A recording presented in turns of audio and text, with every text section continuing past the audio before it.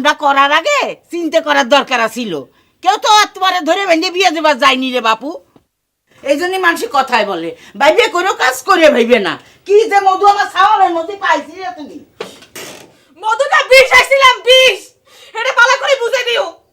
আমার সিটার হলো একটা কেরম করে দড়ি হড়াইতে হয়, এটাই ভালো করে বুঝে দিও। এতদিন বাদে কোন দুঃখে মরবার আইছো তুমি? আর কোনো কাম খুঁজে পাও নাই? মর বেড়াইছি না মার বেড়াইছি সেটা একটু পরেই টের পাবেন না। আপনার সাওয়াল পালালো কে? দেমাক দেখায় তো চলে গেছিলে। হ্যাঁ, আবার বেটার বিয়ের খবর শুনে তার ঘর সংসার ভাঙার জন্য দৌড়ে আইছো কে? হ্যাঁ, দেমাক দেখায় তো যায়নি। আপনার সাওয়ালের হাফ ডজন বিয়ের খবর শুনে চলে গেছিলাম, মনে নেই সে কথা? চলে গেছিলে, মিটে গেছে সবকিছু, আবার কি ঝামেলা? কিডা কইছে মিটে গেছে? তোমার সাওয়ালের সাথে কি আমার তালাক হয়েছে? তালাক না হলে কি হবি? হ্যাঁ, তুমি আমার ছাওয়ালের বিয়ে করাবো, তুমি আমার ছাওয়ালের কাছে থাকবি না। সে পুরুষ মানুষ, সে তো একখান বিয়ে করবারই পারে। এই না হলি বেটার মা, যেমন মা তেমন বেটা তৈরি করিসাও। তাই এতই যদি বুকের পাটা ডাকো না তোমার বেটাক, বাড়ি ছেড়ে গেল কে? বাড়ি ছাড়বি কে? হ্যাঁ? বাড়ি ছাড়বি কোন দুঃখে? আমার বৌমার শরীর খারাপ, মনে হয় ডাক্তার ডাকতে গেছে। হ্যাঁ, তুমি শুনলে না যে আমার নতুন বৌমা পুয়াতি হয়েছে?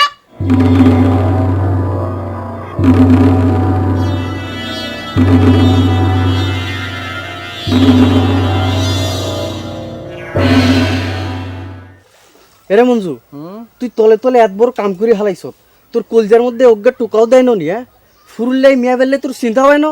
Don't mind please. পুরো জীবন যাতে নষ্ট না হয়ে যায় সেই জন্যই তো আমার সব চেষ্টা ছিল রে সঞ্জু। নষ্ট তো করছে তোর দুলাভাই।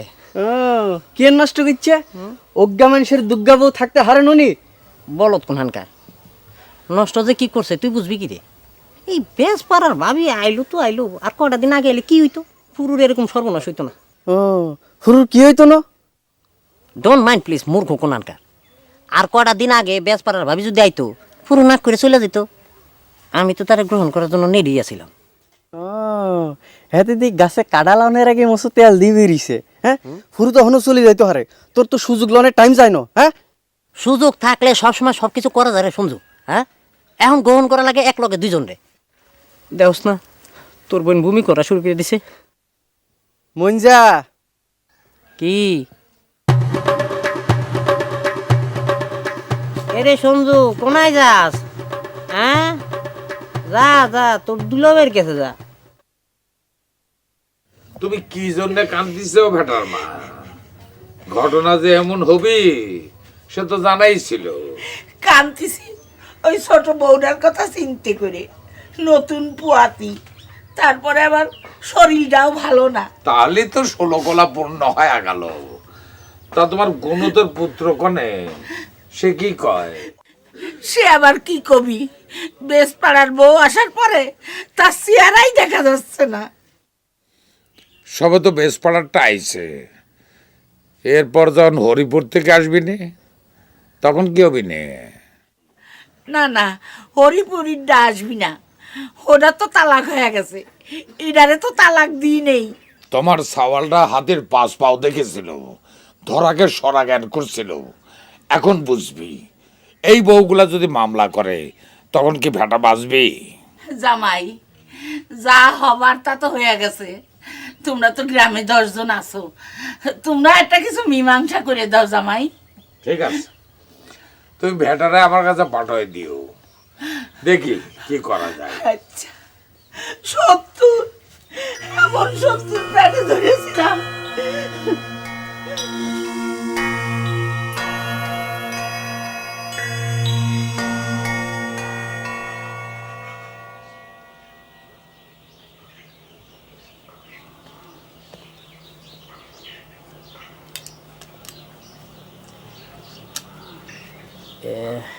ভাবি ডোন্ট মাইন্ড প্লিজ, কোনো সমাধান হইল? বাড়ি সাইডে সকলেই পলাইছে। হ্যাঁ বুঝতে পারতেছি না কি করব। ভাই, হ্যাঁ, একটা বুদ্ধি দাও তো। আচ্ছা আপনি কি পুরো লোকে কথা কইছেন, তার মতি কি বুঝলেন? তার সাথে কথা কতে যাব কোন দুঃখে? হ্যাঁ, এতক্ষণে চুলের মুঠি ধরে বাড়ির থেকে বাইর করে দিতাম।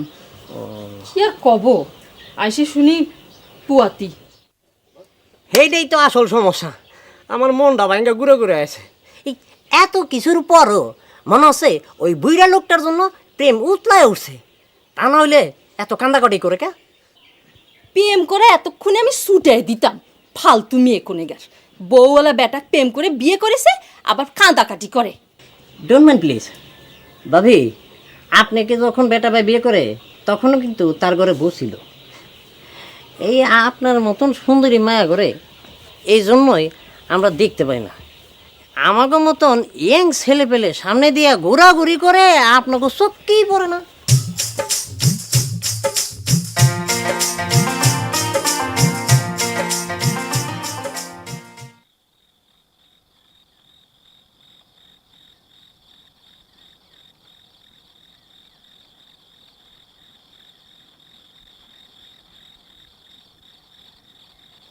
এই নাও মা, গয়নাগুলো তুলে রাখো। আমি তো কিছুই বুঝতে পারতেছি না, হঠাৎ কি এমন ঘটলো যে আন্তনিক সাথে তো রাগ করিস? রাগের কোনো বিষয় না মা, বিয়ের সাথে যদি কপালে লেখা না থাকে তালি পারে হয় না। আন্তনিক সাথে তোর কপালে বিয়ের সাথে লেখা নাই, এটা তুই কেবা করে জানলো? আরে এটা কোনো ছেলে খেলা নাকি? গায়ে হলুদ মেহেন্দি পর্যন্ত ছোঁয়ানো হয়ে গেছে, আর এখন কত বিয়ে করবো না? দেখো মা, আন্তন ভাই স্যার আর যা কিচ্ছা ধরে নিয়ে এসে তুমি বিয়ে করবার, আমি করব। তবু তুমি ওর কথা আমার সামনে আর কবে না।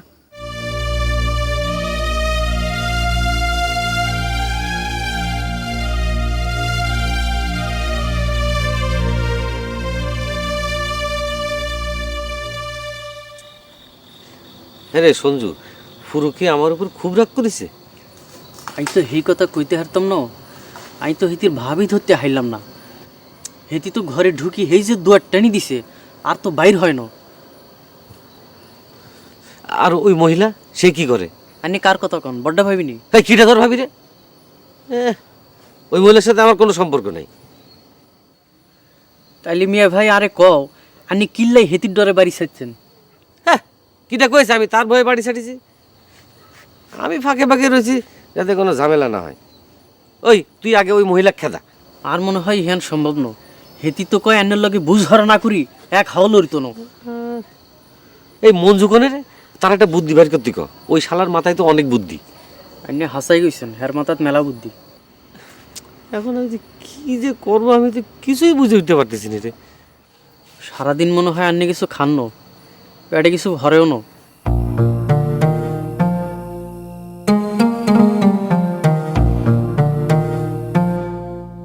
তুমি তো ভেটার ভাত খাবে না বলে মেজাজ দেখাইয়ে চলিয়ে গেলে নিজে, আবার এখন সেসব কি ভেজাল শুরু করেছো? ভাত খাবো না কয়েছিলাম, তাই বলে আপনার সাওয়ালে কারেকখান বিয়ে করার অনুমতি তো দিয়ে যায়নি।